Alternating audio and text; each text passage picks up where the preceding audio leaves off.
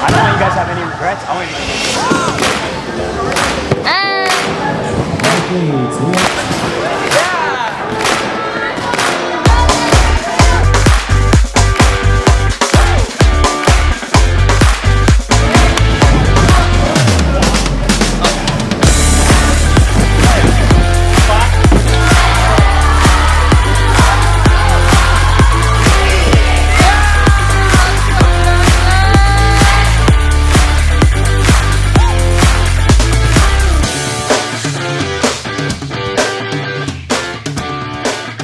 opening icebreaker questions. We're going to go 1v1. Coach Grace, what is your favorite ice cream flavor? I don't like ice cream. Hot take. let's get her out of here. Cold. All right, let's skip over Grace then. Tomás, do you have a favorite ice cream? Yeah. Yeah. And what is it? Probably any like fruity flavor. I like mango. Mango's a good one. All right, mango ice cream. Coach Trevor, do you have a favorite? Oh yeah, cookie dough. Cookie dough. All right, guys, cookie dough or mango? Who says mango? Yell it out. Yeah? Who says chocolate cookie dough? Not bad. So I think Trevor took that one. Coach Kai, do you have a favorite discipline?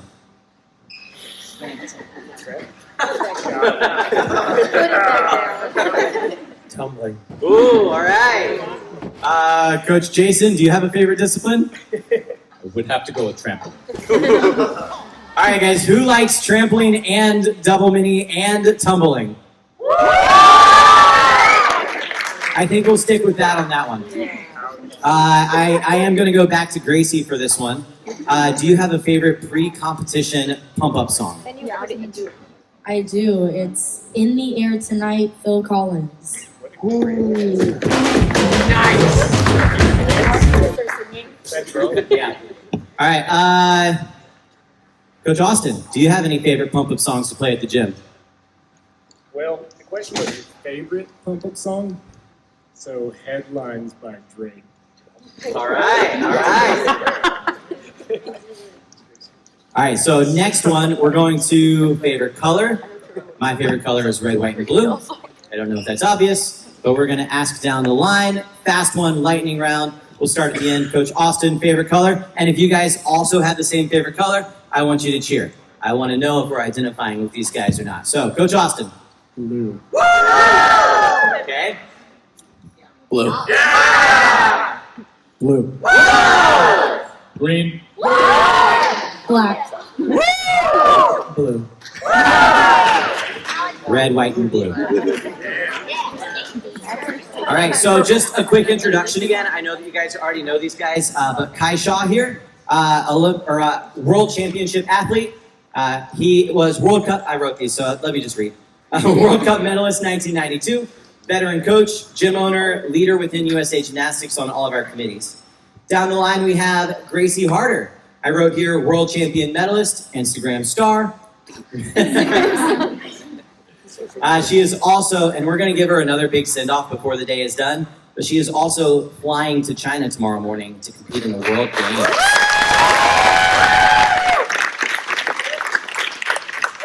All right, I think over here, Jason Burnett has competed a time or two, so he's got a few medals in his pocket, from the Olympics to Worlds to Pan Ams, beyond. I think he's competing against the Martians and people from Saturn next, representing all of the world. Coach Austin, all the way down at the end of the line, USA coach, owns multiple clubs. He coaches multiple elite athletes, including several national champions. So a rock star of producing talent. We've got Trevor Harder there as well. Trevor Harder is a multiple-time Team USA athlete, world medalist, Pan American champion 22. And then Tomás Minc, who you guys all know and love, world champion on double mini, individual medalist, team gold medalist, huge social media influencer. So we've got some awesome wisdom for you guys today. We're going to start with Coach Kai.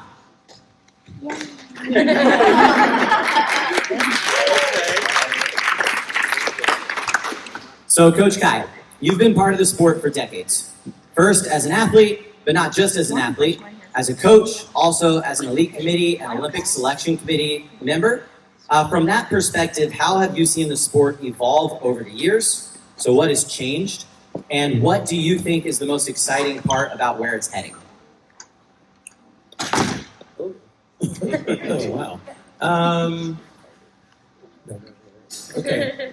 We'll start with the latter. I think as far as the sport itself, the sport I've seen evolve to better. Athletes are a lot stronger. Athletes now, compared to when I competed, we went through a lot of mental things where we didn't have coaches that understood what we were going through or anywhere or place that we can go talk about. Now I see athletes have more opportunities to work through their issues that they're having, whether it's through trainers, doctors, things like that. Athletes now are a lot more, I feel, talented. A lot of you guys are learning skills that it took me and some of the older athletes of my generation years, and you guys are coming up with at these camps. You're picking up things a lot quicker. There's more opportunity for you through the councils that Nick and I are on to experience international competitions. When I did it, it was only like championships and worlds, and that was it. We didn't have the things that Gracie's going to, things like that. So there's more opportunities now for you athletes. It's not just a Gracie or Trevor or Tomás that can go, that you guys also have the opportunity, and that's what Nick and I do on the council is we look at the other athletes that are just the top athletes, but the ones that are underneath, it's more opportunity that you allow, which in the long run will shape you to become better adults in this world. Absolutely. To that opportunity, let's just brag real quick on some of the athletes because I know a lot of them are here. Some of you guys are going to World Championships or World Age Group Championships in Spain this fall. If you guys are doing that, can you guys stand up? Let's see. So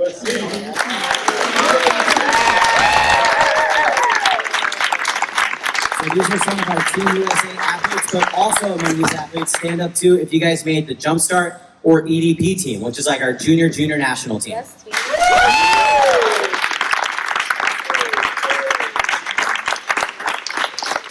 Thank you guys. You can grab a seat again. Well done. Anybody else on that topic want to share? Thank you, Coach Kai. Something about what we're excited about, where the sport is going, or how it's changed. I'll jump in real quick just to add to what I was saying. I think it's always really exciting to watch each new generation of athletes come up in the sport, because what I see happen is your generation right now, the newest one, will look to the one that is happening just before you. You'll look at the top seniors right now, and what they're able to do and the routines and skills that they're doing, that's going to be inspiring to you guys. It's going to put all of these different tricks in your mind. It's going to spark your imagination and your creativity. And it's going to get you thinking about bigger and better skills sooner than that older generation. You guys are going to be inspired by them, and you're going to think, how can I surpass these guys? How am I going to beat these guys one day? And that's what I was doing as a young athlete as well, looking to the older athletes ahead of me, trying to strategize, trying to figure out, what do I need to do to beat these guys one day? And that's exactly what you're going to do, and that is what's going to push you to learn bigger, better tricks earlier, faster, and make you ultimately better than any of the athletes who are on the world stage right now. You'll all have that opportunity to imagine bigger, better things and push yourself even harder in training, which is always very exciting to be a part of. Jason, how old were you when you did Trip Rudy Out? That was actually a thought of mine. I was probably 17 or 18, but I was also thinking when I was 12, because I know we had a 12-year-old do a Trip Rudy Out today, I was doing half out double back when I was 12. I was not doing a Trip Rudy Out. So there's just a very good illustration of that next generation being bigger, better, faster, which is, like I said, very cool to see. Wow. Well, thanks, guys. My next question goes to Gracie Harder. So, Grace, talking about bigger and better stuff, you've had an incredible career so far. You have broken the world record for women's double mini difficulty with full half pike, triple pike, and full half straight, triple tuck. Huge passes. Yeah, Gracie. And on that journey, so I'll just read here, you've been very open online about some of your struggles with skills and the mental side of training. So when life or a particular skill is knocking you down, how do you pick yourself back up? And what advice would you give to young athletes who are dealing with moments like that? Yeah, of course. First, I want to say that me being open on like Instagram and TikTok and all the platforms, of course, I want to say that I think it's super important to let others know that it's okay to go through that, because me personally, like, there was no one really out there I could look up to. Like, nobody else was struggling. Why is it easier for everyone else to do all this stuff? Why is it so much harder for me to do it? And I realized, well, I'm that person. I need to be that person for everybody looking up to me. So firstly, I wanted to say that I really do take that highly. But yeah, that's like one of the hardest things to deal with as an athlete is sometimes it's not physical, it's all in your head. And I personally get super frustrated and mad at myself and mad at my coaches and just mad at the world basically and blame myself for everything. And I really do just have to take a step back and look at it from a bigger perspective. Look at it from anyone else's point of view. I mean, to my parents, it's like, oh, well, she's just simply not going. She's just simply not doing it. But in my head, there's so many different thoughts happening. So when you really slow down and take a deep breath and look at it, hit your drills, that's how you start to feel a little more confident. And then I think it really does take that one time where you're like, okay, this one's the one. This is the breakthrough point. This is the one I am going to change something on. I'm going to attack this one differently. That's how you get there. It takes that one time, and then you build up from there. So can I ask some kind of leading follow-up questions? One of the first big struggles like this that you went through, because I was there, we've gotten a front row seat, right? We've gotten to watch all of these guys grow up and accomplish what they have.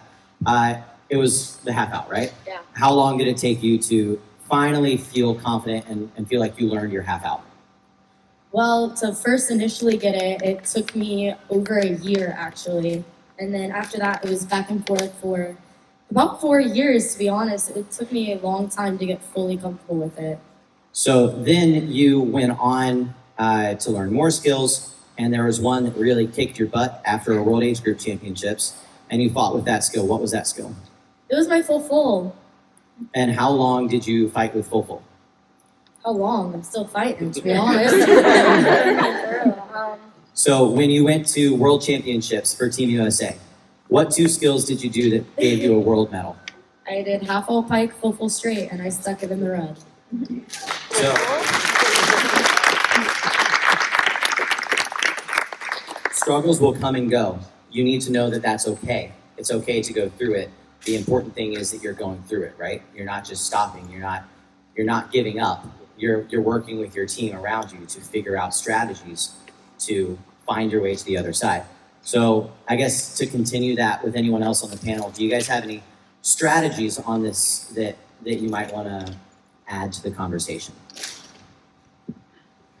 Well, first off, I just want to say that progress is not going to be linear. You're going to succeed a lot. I'm sure every single one of you is going to succeed at some point, but it's unrealistic to a point to expect yourself to win every single time, to do well every single competition. And you just got to look at the grand scheme of things, that one competition or one season won't define you in the long run. Look at the big picture. At the end of the day, everyone's going to look at your career as a whole. They're not going to look at what you did at a Winter Classic in 2019. No one's going to remember those moments. So kind of keeping that in your head helps you move on as you go. It's okay to be angry, to be disappointed after a competition. I'm not saying you can't feel those emotions, but feel those, accept it, and move on. You know what you have to do, and you kind of understand where to move on from there going forward, and just look ahead to the next competition. There's no point of staying in the past. That's the way I like to look at it. Coming from someone who's probably just had the worst season of their entire life. I will say on that, though, he may have had, quote-unquote, the worst season of his life, but he has had many, many accomplishments, and little you guys know, I'm sure you've seen the video of his full drift mount. That is the first person ever to do that skill before anyone else in the world. So.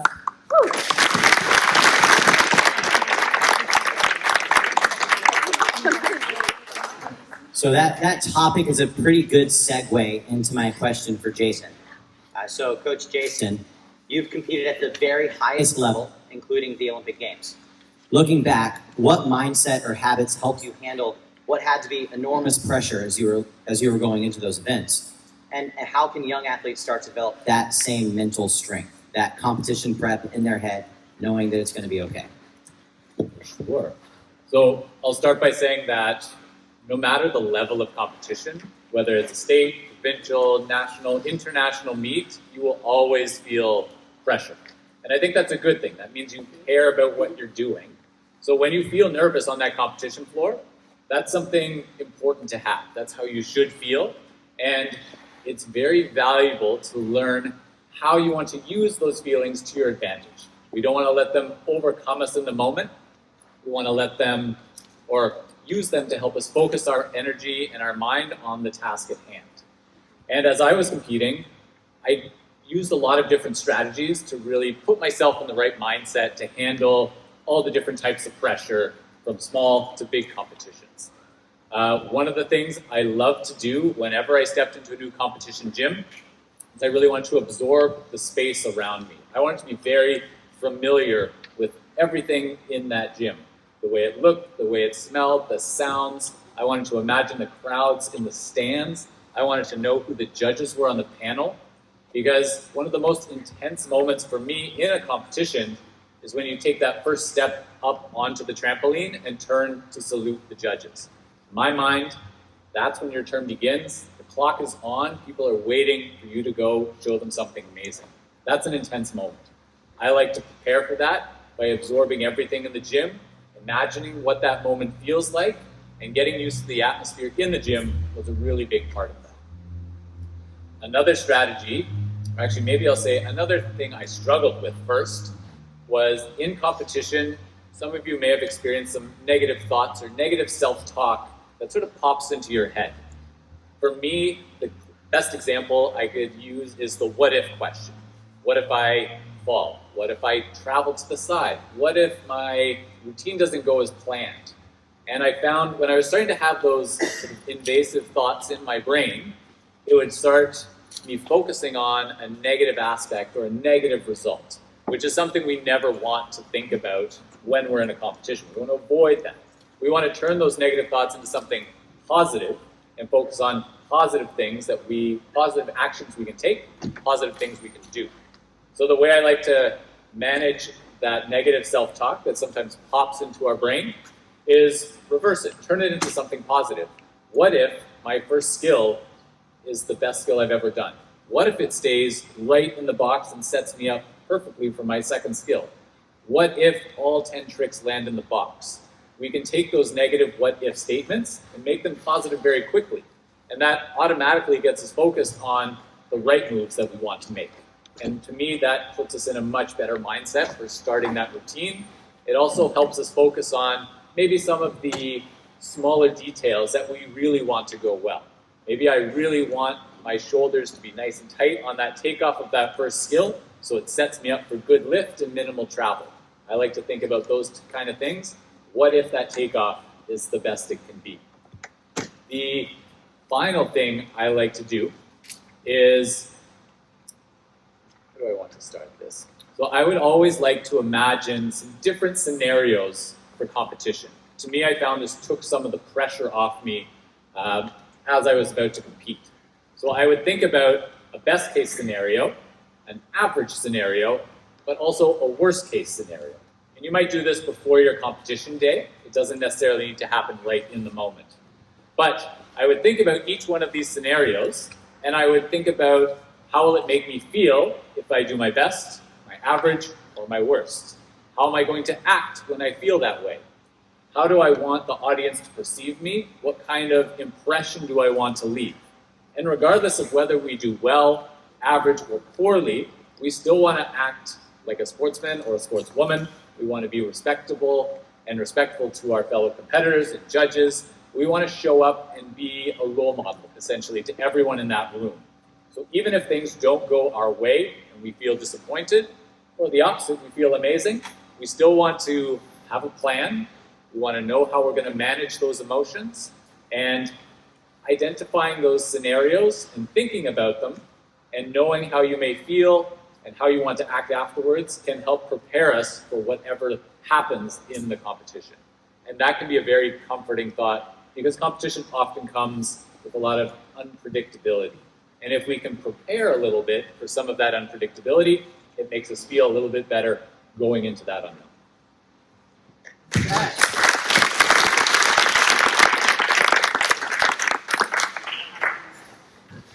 Thank you, Coach. Great tips. We're gonna come back to that topic a little bit as we weave through some of these next questions, but shift a little bit here to our next question for now to Coach Austin. So, Coach Austin, you've built successful programs across multiple clubs while producing elite level athletes.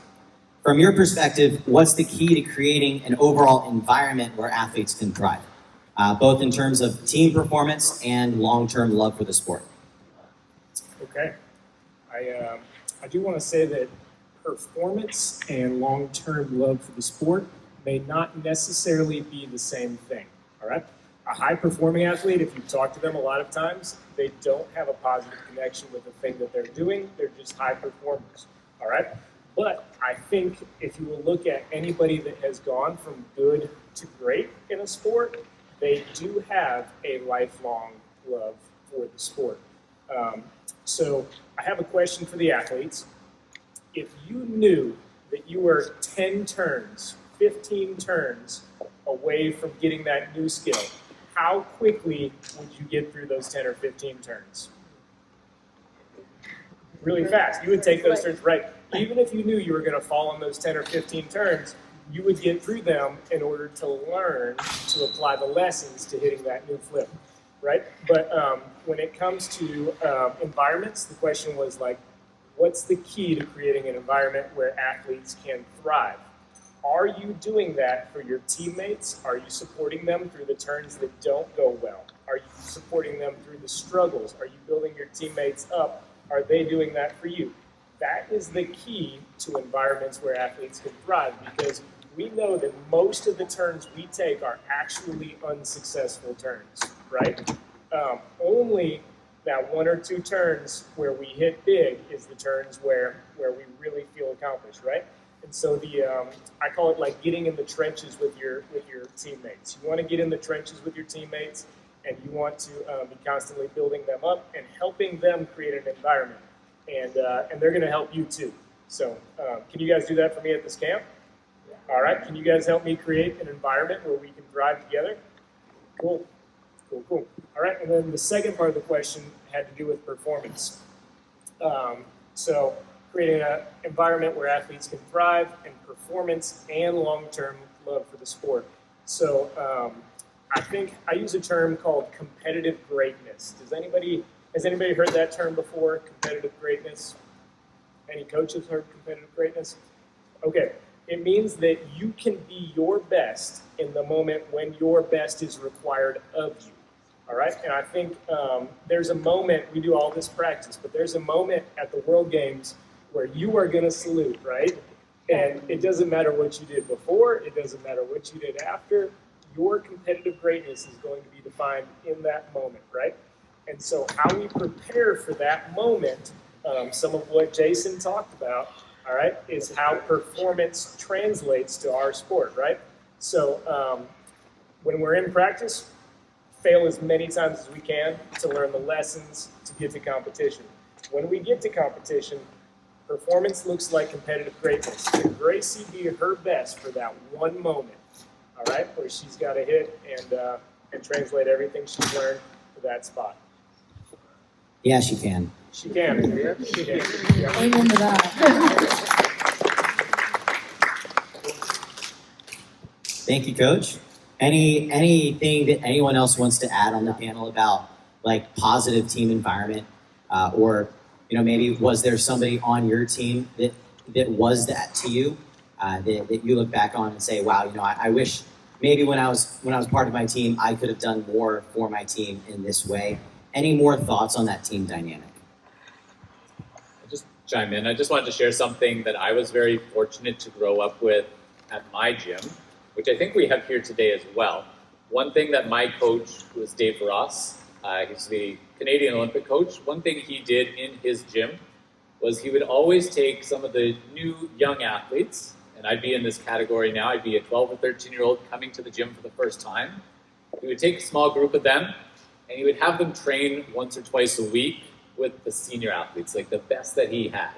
And the reason he did that is because he wanted to inspire those young athletes to look up to the older athletes who were doing all the big tricks. And I remember that was such a huge benefit to me because I got to really understand what an athlete is capable of on a trampoline. Not just how a big skill should look, but also what does a perfect back tuck look like. I saw that a couple times a week from the best athletes at Skyriders, and that helped me imagine what my skills should look like and what I should be striving for in the gym. And Skyriders was a very special place with some very high-level athletes. Not every gym is that fortunate, but that is the kind of environment that we have here in this training camp today and this weekend. We have some new athletes, we have some older athletes, we have all different skill levels, and it's really, really valuable, regardless of what your level or what level you're at, to look up to some person in here. Find something that another person is doing that you like, whether it's their style, their form, their cool new trick, and watch them do it so that it inspires your imagination about what you can pursue and what you can do one day. And that will just help you strive and set your goals in the best way possible to start achieving really cool things on the trampoline.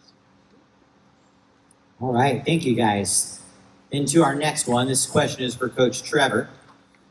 So, Coach Trevor, you've gotten to compete around the world many times over now. Can you tell us maybe about the very first time you stepped out onto the competition floor wearing Team USA, or one of your favorite moments? And so how did that moment feel, and what keeps driving you to continue competing at the highest level?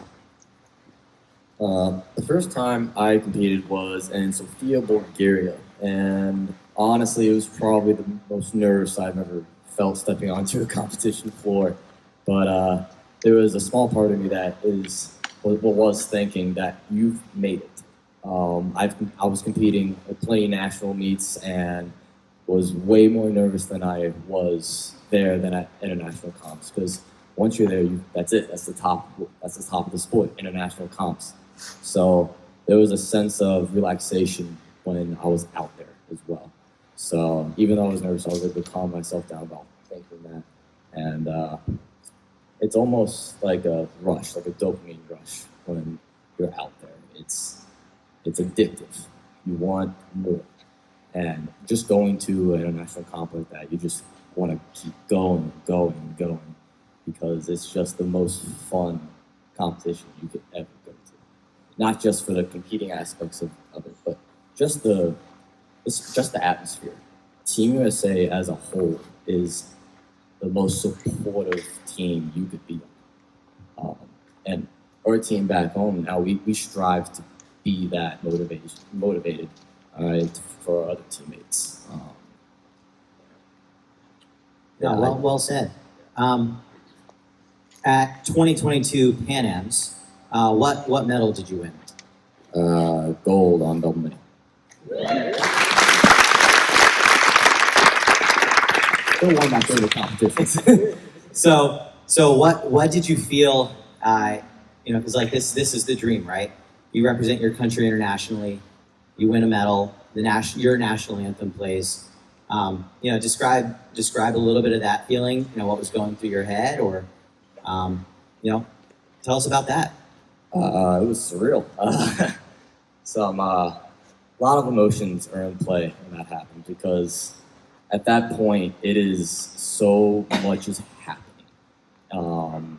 It's hard to explain what emotion exactly I was feeling, other than all of them, all the good ones, of course. But no, one of my favorite pictures is me standing on that podium in front of the United States flag, hand on the chest, listening to the national anthem. And it is probably one of my favorite moments in my career, hearing that. You're doing a lot for your country at that point. You're representing USA as a whole. And to serve my country in that way is really, I don't know how to explain it. It's just an amazing feeling. And so the way that Coach Austin was talking about being there for your teammates, and we were talking about with Coach Jason about supporting each other for that team environment. When you have one friend telling you "good job," that's amazing. That is the world of difference. When you have 10 friends telling you "good job," come on, you've got this, that's 10 times better, right? When you have an entire country behind you doing that all at once, even if they're not all there in the room at that time, that's just, the definition of it, right? Definitely. Yeah, it's definitely makes me proud, makes me feel like I made my country proud. Well, we're all very proud of you. Let me switch topics next to Coach Tomás. So, Tomás, I wrote here, you've not only reached the top of the podium, multiple world medals of all variety, but you've also built a huge online following, inspiring athletes around the world. How do you use social media to positively impact the sport? And what do you think young athletes should keep in mind as they work to build their own online presence? Yeah, social media, I think, is an amazing tool, and I've been fortunate enough to create my own sort of platform, as you guys know. But the main thing I want to leave you guys with is not everything you see online is real. I'm not saying my content is fake by any means. I think it's the opposite. I think there's a lot of people out there that will only post their successes and they're only going to post their victories, and you're not seeing the entire process. And I don't want you guys as the consumers, as the people watching those videos, to think they have it easy, to think everything they do, they can just do it first try. You have to know that what people post online, the majority of the time, is their best things, which is great. Like, you want to show off your cool things. I do that too. But as a consumer, just know, I don't want anyone to ever feel let down because you're seeing someone else do something cool and you're wondering why you can't do that.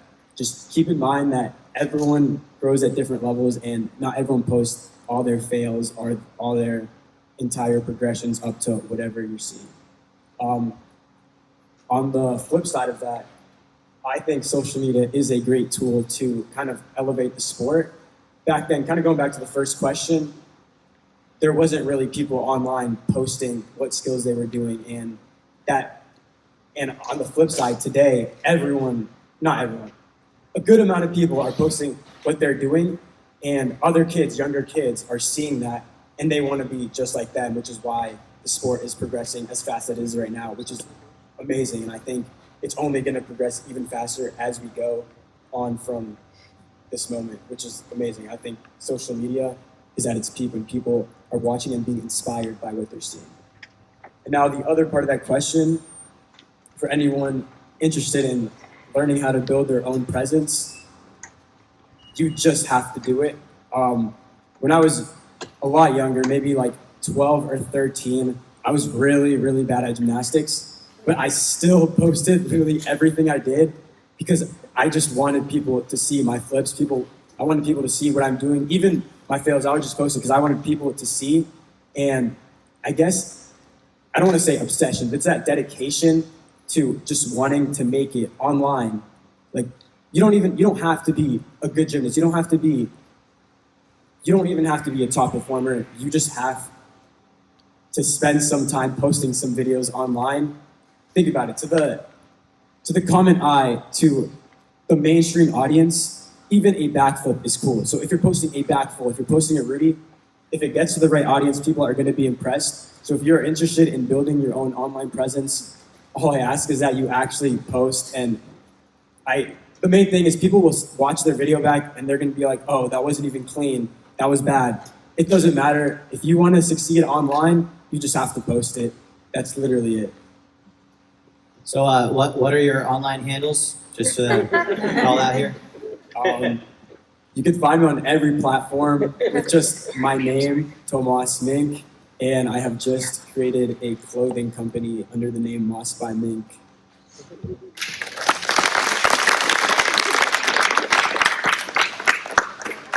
So to add to Tomás's answer, I want to do another brag and another shout out for Tomás and for Gracie and for Trevor. Team USA Double Mini, and there are many more people who need a shout out here who aren't here for this, right? But Team USA Double Mini has really elevated their game and elevated the game for Double Mini around the world.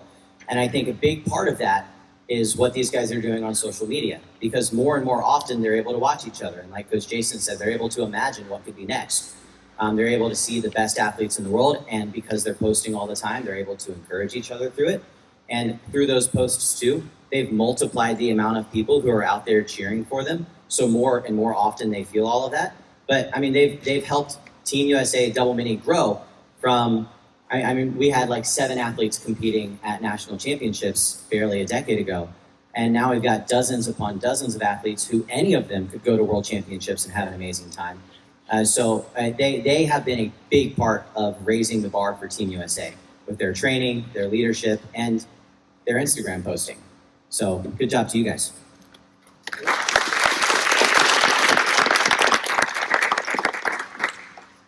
All right. I have a few more follow-up questions because we have time for it. I love that. We got through with actually like really good timing on all of those questions. So thank you guys. Great answers, great wisdom. My first follow-up goes back to Coach Jason. So Jason, as far as I know, right, you've spent your entire life in the gym world, training trampoline all the time, growing up in it, competing, and now you're not in the gym world as much anymore. You work for an international nonprofit. You come out and do clinics like this to share some wisdom, but it's not your day-to-day exercise anymore. So how did your time in the sport, how did your time on trampoline, how did your time as an athlete prepare you for life beyond TNT, maybe in the professional workspace? And in what ways has it really enriched the work that you do? Absolutely.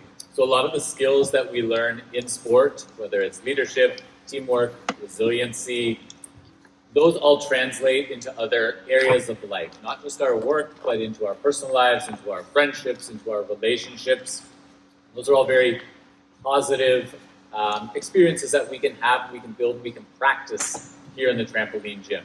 So I have a regular day job now. I work at a computer from my home. It's not quite as exciting as what we do here in the gym, but I still enjoy what I do, and I work with a team online.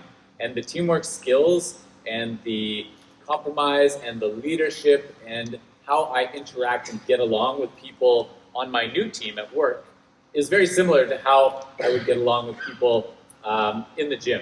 And you know what? In the gym, I was not always the perfect team player.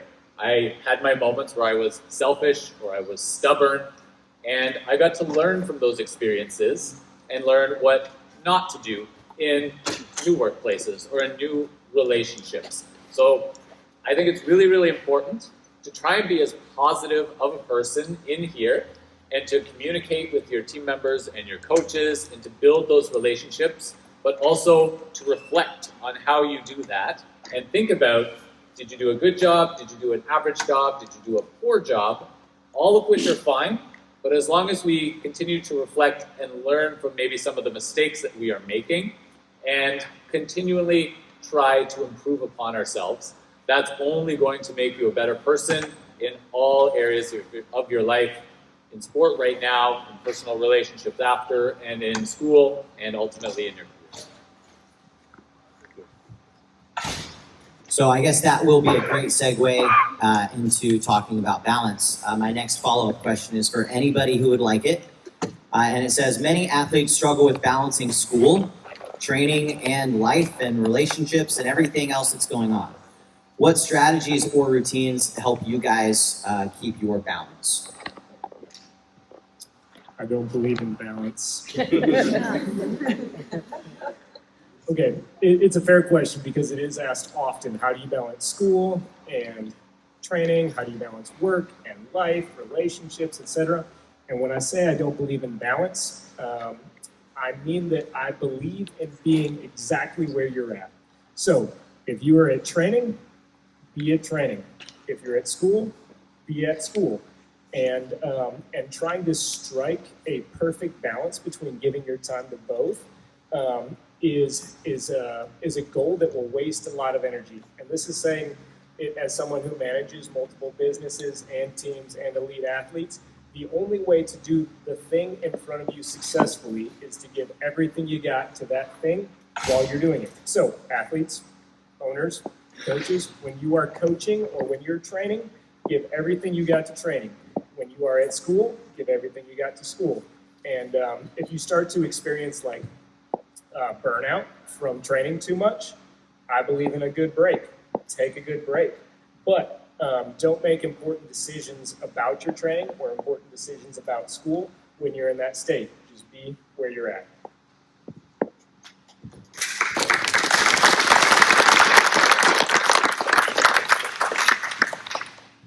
So I guess this next question leads to a little bit of burnout. Several times I've seen athletes work really hard to chase a big goal, sometimes for years, only to feel a little bit of an unexpected sense of letdown when they finally achieve it. Like a dog that finally caught up to its tail and now it doesn't know what to do because it's been chasing its tail for so long. So what advice do you have for athletes who find themselves on their roller coaster? They're kind of at a low point right now, motivation-wise, or just energy-wise. They know that they still love it, but they're trying to find maybe their next chapter. I don't know, any thoughts on that topic? I have a thought. This won't be a short-term solution. It's a long-term one that you guys can work on throughout your career as trampoline athletes. I'll start by saying as a trampoline athlete, I put probably 99% of my focus on that one thing during my career. And that did lead me to success and made me feel good. But also when I was having challenging times, or when I had a poor competition, I didn't feel so great about myself. And because I put all my energy into one thing, when I was feeling bad, I didn't really have much else around me to help make myself feel good. So what I'd like to encourage everyone to do is we have school, we have friendships, we have hobbies, we have other things we like to do. Don't neglect those just for your sport. Sport's always going to be there, and sorry, but I do believe in a bit of balance, and I think this is where it can come in, right? We can't just put all of our eggs in a single basket. I want you guys to have lives outside of this gym and outside of this sport, and I want you to have passions that you're excited about outside of the gym. Because that way, when things aren't going so great here, you have something else to look forward to make yourself feel good. Whether that's just a great friendship outside of the gym, a hobby, a class in school, or a project you're working on. Those are all phenomenal things to have in addition to your life here in the gym. And I don't think they take away from what you guys do here. I think it only makes it better.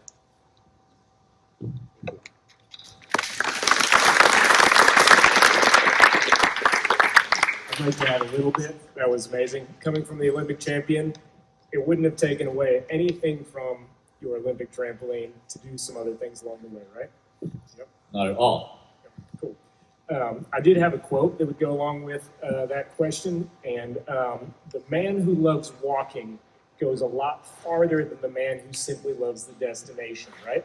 So if the only thing you love about trampoline is that Olympic championship, then when you get it, there will be nothing left, right? So as you are training this sport, as you're tumbling, as you're bouncing, take some time and love the journey, love the process. Take time to enjoy the sport so that when you finally hit the peak of where you're at, because we all will have a peak, but when you hit that, you will still continue to love what you are doing from thereafter. Awesome. Thank you, guys.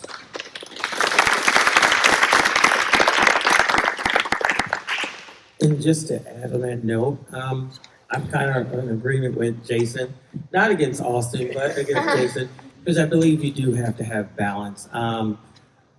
For the most part, all you guys know that we're all gymnastic coaches, correct? Tumbling coaches. Okay. I'm probably the only ones up here that has, besides Jason, has another full-time job. Can anybody guess what it is?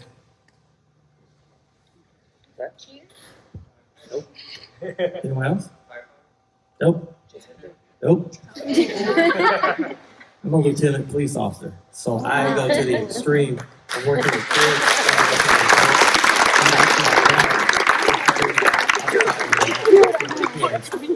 working with adult kids. So, but it's my balance that keeps me good at the sport that I do and the job that I do. So I do believe that you do have to have some kind of balance outside, because when I'm like you guys get frustrated because I can't get my athletes here, I take my mind off of that for a while and I can do something else that I'm good at, and then I come back and it actually brings me better clarity because I have taken myself out of that, put it on something else that I have passion for, and then come back and I find out the reason why I do multiple jobs like that, because it keeps me well-rounded. And I tell my athletes, I always try to keep them well-rounded, not just to be 100% on that all the time, but when they're doing that job, be 100% with it. And when you're done with it for the day, put it in a box, go do something else that you enjoy, then come back to it. So for you guys, I would say find something, a hobby or something else that you love to do, so you're not stressed out so much and sleeping and dwelling on it and bringing it back into the gym.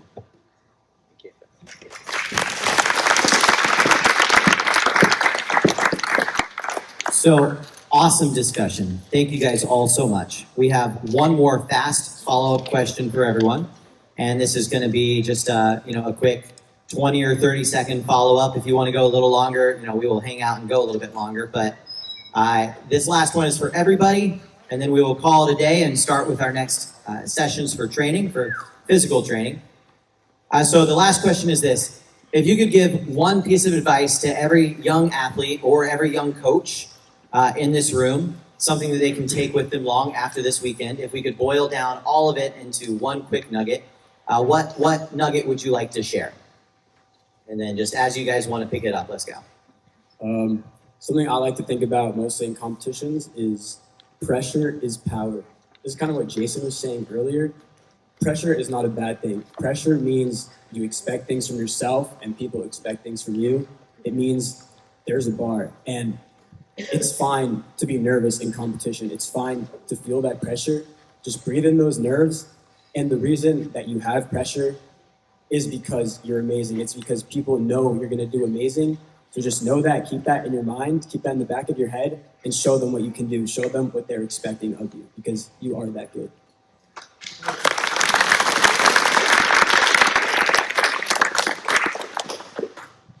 I'll jump in next. I was always a big fan of passion in the sport. I loved jumping on a trampoline and doing all the flips, so I'll tell you guys the same, is love what you do. And the thing that my coach always told me was go big or go home. And I always loved that saying, and I really took that to heart in my trampoline practice.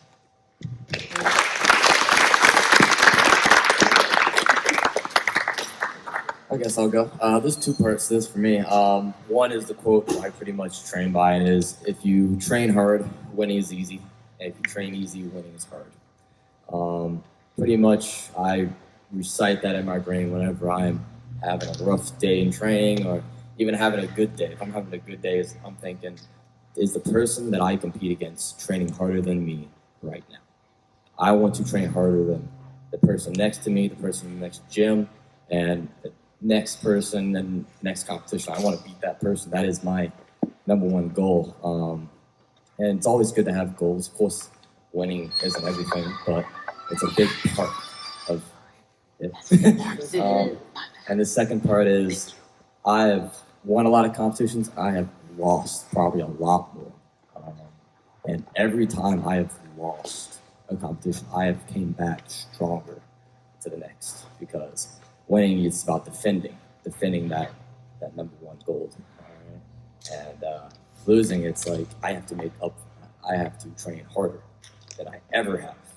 And that has always been my goal, going back after a loss. So don't let a loss discourage you, but let it drive you. Let it encourage you to be the best you can possibly be.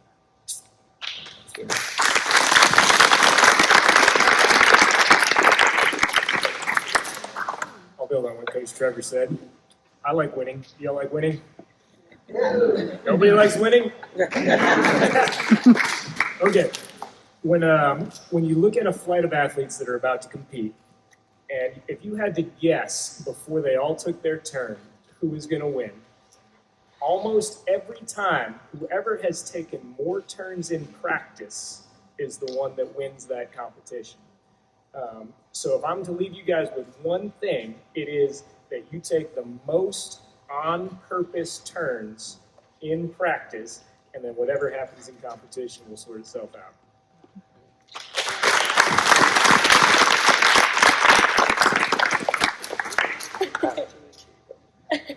Okay.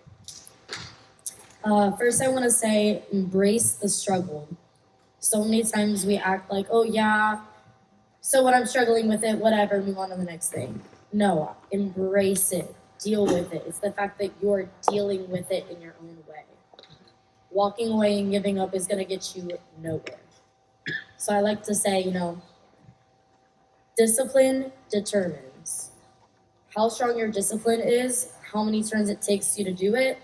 Take those turns. If it takes you 20 turns to do something that's easy, take the 20 turns, get it done. You're going to walk away feeling so much better, leaving the gym knowing you put in the work for it. I also want to say that a little piggyback off of kind of being the underdog. I feel like I've kind of been the underdog with the past few seasons coming up second. It does really affect you when you get that close and then you're just under. You're second every single time. And to me, it really felt like there was no way I was going to get this World Games spot. I was injured with my ankle. I had a concussion that set me back for months. I had small little injuries, and then I even got sick during the competition. That was my last shot. And I told Nick, I said, I don't think I can do it. In the trainings leading up, I was like, I can't do it. I fell at Winter Classic. There's only 2 opportunities, and I only have 1 more. And going into that competition, something clicked. I came back, I put my butt in the gym, I hit passes every single day, passes I've never done in my life, every single day, consistently, and I did not give up. And that's where my discipline came in. And I ended up walking away. I hit all my passes. I'm going to World Games now because of it. And I think that's just such a testimony. It's such a testament. Like, when you work so hard for something and you come up short, that's not the end. That's the beginning of your underdog story.